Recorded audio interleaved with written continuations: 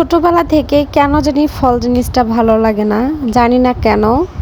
সেটা এখনও অব্যাহতই রয়েছে, যদিও আগে মায়ের বকুনি খাইতাম আর এখন হাজব্যান্ডের বকুনি খেতে হয় যে কেন খাও না। দেখা যায় আমার ঘরে ফল বেশিরভাগ নষ্টই হয়ে যায়। তো এখন চিন্তা করি যে আসলে না, আমি তো খাই না, কিন্তু আমার বাচ্চাকে খাওয়াইতে হবে। আমার যে শরীরের ঘাটতি হয়েছে, আমার বাচ্চা সেটা হইতে দেওয়া যাবে না। কিন্তু আমার ছেলে কোনো গুণে পাক না পাক, এই গুণটা সে মায়ের পাইছে। সেও ফলে অত মানে নেশা তার নাই, সে ফল খেতে চায় না, হাতে গোনা দু একটা ছাড়া।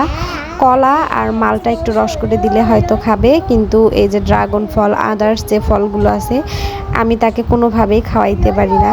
আর এই তো ফলগুলো কাটছিলাম আর ভাবতেছিলাম যে যদি সবগুলো ফল তাকে খাওয়াইতে পারতাম তাহলে একটু শান্তি লাগতো।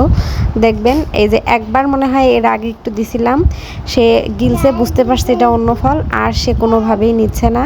পরে যাই হোক, ড্রাগন ফলটা খালো না, মালটাটা পরে রস করে খাওয়াইছি।